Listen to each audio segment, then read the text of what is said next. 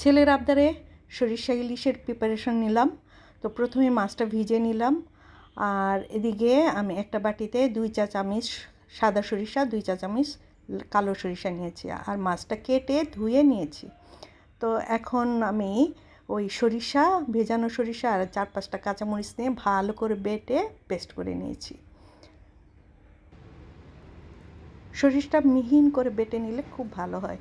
তো মাছটার মধ্যে আমি একটু লবণ আর একটু সামান্য হলুদ আর মরিচের গুঁড়া মাখিয়ে রেখেছিলাম।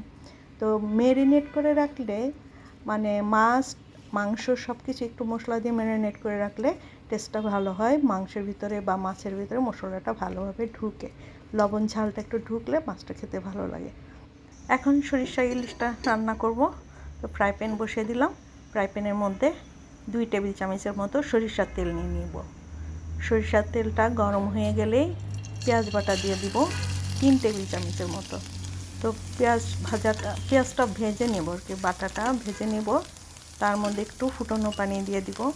ফুটনো পানি দিয়ে দিলে, এখানে ফুটনো পানি হাফ কাপের মতো দিয়েছি, আর একটু আধা চা চামচ হলুদ গুঁড়া, আধা চা চামচ মরিচ গুঁড়া দিয়েছি, কারণ সরিষার সাথে আমার কাঁচা মরিচ বাটা আছে, খুব ঝাল দেওয়া যাবে না। আর সরিষা বাটাটাও দিয়ে দিলাম। এখন ভালো করে মশলাটা একটু কষিয়ে নেব, খুব বেশি সময় লাগবে না। সরিষা ইলিশ রান্নাটা খুবই সহজ, সব কিছু রেডি থাকলে বেশিক্ষণ লাগে না রান্না করতে। তো মশলাটা কষানো হয়ে গেছে, কিছুক্ষণের মধ্যে আমি মাছ দিয়ে দিব। এই যে মশলাটা হয়ে গেছে, তো আমি স্বাদ অনুযায়ী লবণ দিয়ে দিয়েছি, এখানে 1 চা চামচ লবণ দিয়েছি। এখন একটা একটা করে সবগুলো মাছ দিয়ে দিব। ম্যারিনেট করা সেই মাছগুলো আস্তে আস্তে দিয়ে দিব।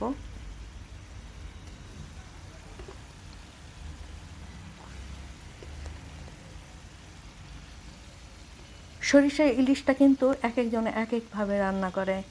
যেমন আমি হলুদ মরিচ লবণ দিয়ে মাছটা মাখিয়ে রেখেছিলাম, অনেকে এটা না করেও মশলার ভিতরে মাছটা নিয়ে কষিয়ে রান্না করে ফেলে। তো ওতেও খারাপ হয় না, ভালোই হয়। তা আমি করি এরকম লবণ হলুদ মরিচে মাখিয়ে রাখি।